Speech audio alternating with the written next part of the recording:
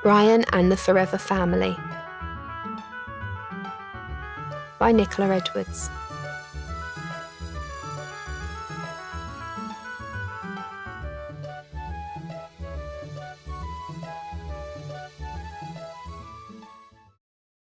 This is a very special story about a little dog called Brian and his biggest adventure. Are you ready? Let's begin. The little puppy sat in his playpen and watched the long legs. There were a lot of long legs. They walked around him and his brothers and sisters as they played. He stared up at them and trembled a little bit. His little legs shook. Who did the legs belong to?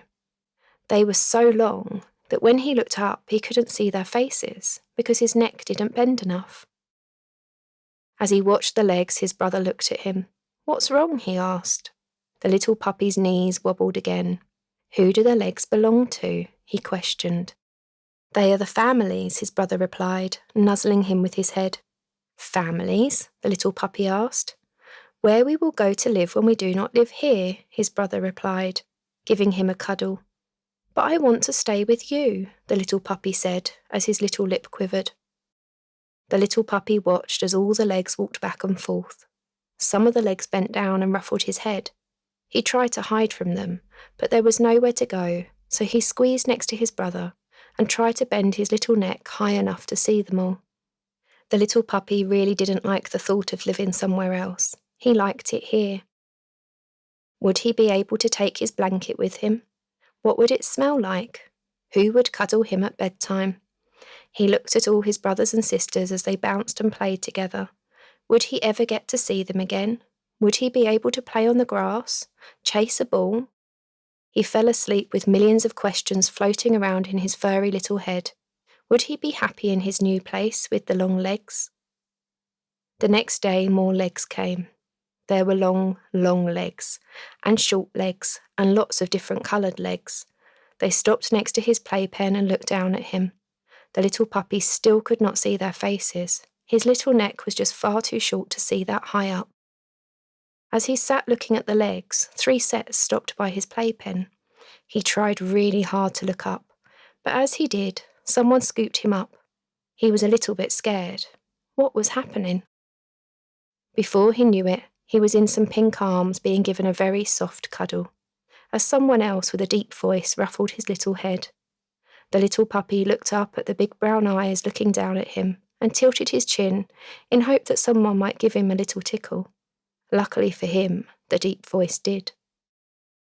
As he looked up into the brown eyes, they all smiled down at him. "Hello, Brian," the voice said. The little puppy looked up at her. Who was Brian? He wondered. "Oh, Brian, you are so beautiful," the other voice said. The deep voice ruffled his little furry head and smiled. "Hello, Brian," he said. The little puppy looked up at them. Brian seemed to be him. He looked down at his brothers and sisters in the playpen. His brother winked at him, and in a quiet voice that no one else could hear, said, "Brian is a good name. Welcome to your family."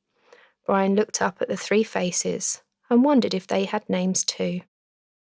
As his new family cuddled him and tickled him under the chin, which he really, really liked, Brian watched them all. Where would his home be? Where would he sleep? He liked to sleep with his head resting on his brothers and sisters. Would there be somewhere at his new home to rest his head when he slept? As he went outside, the cold wind blew on Brian's fur.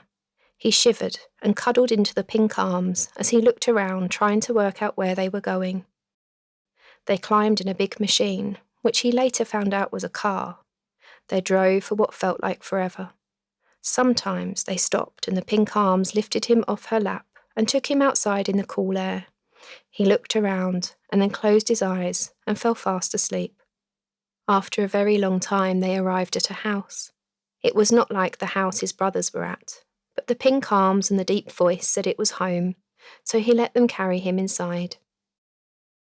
The new home felt funny. It did not smell like where his brothers and sisters were. The pink arms put him down and he looked around. There was a fluffy bed on the floor. Brian bounced over and jumped into it. It was very cosy. Maybe this new home was okay. Brian sniffed around the bed and then looked around the room. There seemed to be lots of colourful things. Were they for him?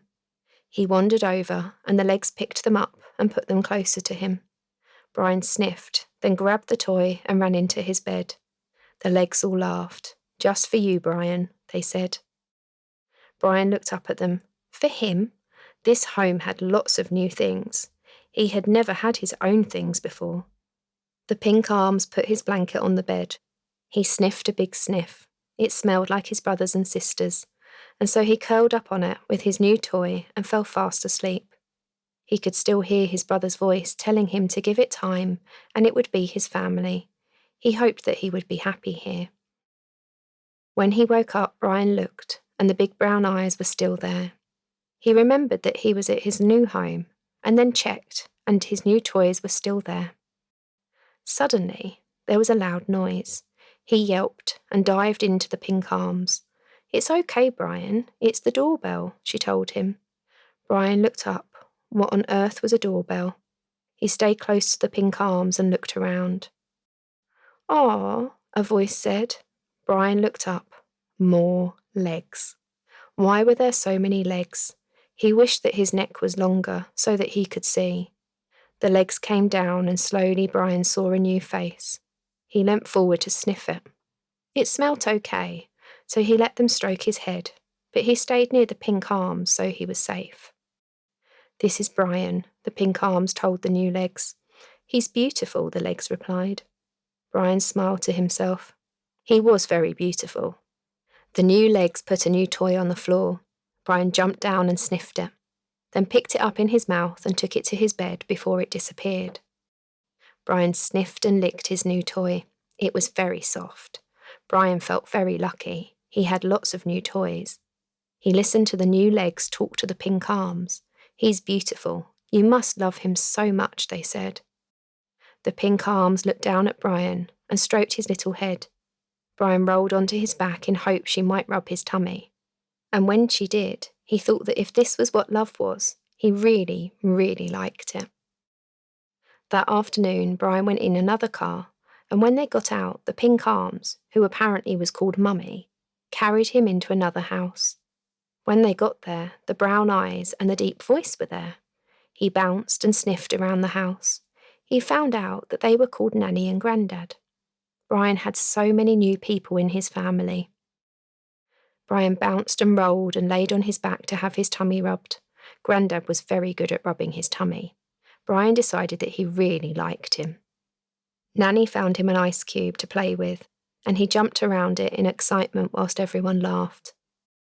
That night, Brian found his blanket. It was still where he left it with all his toys. He pulled it along the floor with his teeth and flopped on the floor next to his mummy. He rested his little head on her leg. It felt just like when he laid on his brother, and he was so comfy that he fell fast asleep. His mummy must have moved him, because when he woke up, he was curled up on the bed next to her. He crawled up onto her and laid his head on her neck. It was nice and warm, and he felt very safe, so he let her stroke his head until he went back to sleep.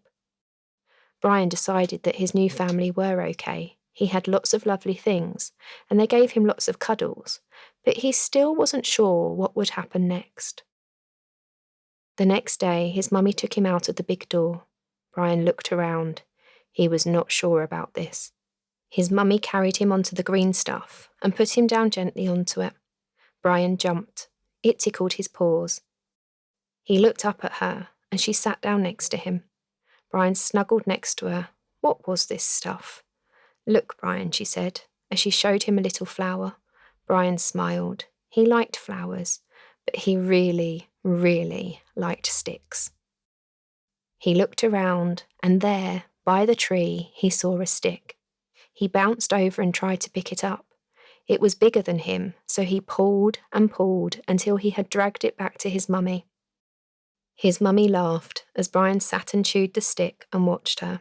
He really did like his new family. He had a lovely soft bed, lots of lovely things, and when he was scared, his mummy was always there to cuddle him.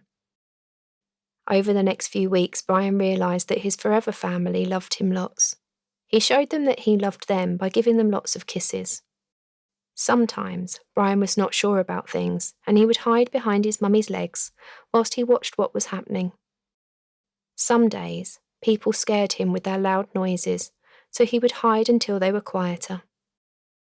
Often, Brian would bounce about and play, and chew Grandad's shoelaces until they were very soggy, and Grandad took the shoes away, so Brian would use all his strength to pull them back so he could chew them again. When he was tired, he would curl up on top of Nanny's newspaper and fall asleep right where she was reading. She told him he was a pickle, but she always laughed, so he didn't think she really minded. Each day, Brian learnt more and more. Some days, things were very exciting, and he leapt about and made lots of noise as he played and saw people he loved. Other days, he was not sure about things, and he would run to his mummy and stay with her until he decided if they were safe. He knew that his family would help him decide if it was okay to explore or if he needed some help. Most of all, he learnt that finding out about his new home and his forever family needed to be done a step at a time. But every day, Brian felt very lucky that he had found his forever family, and he looked forward to all their adventures together. That was Brian and the Forever Family. I'm so glad that Brian found a family who loved him so much. What a lucky pup he is. We'll look forward to sharing his next adventure soon.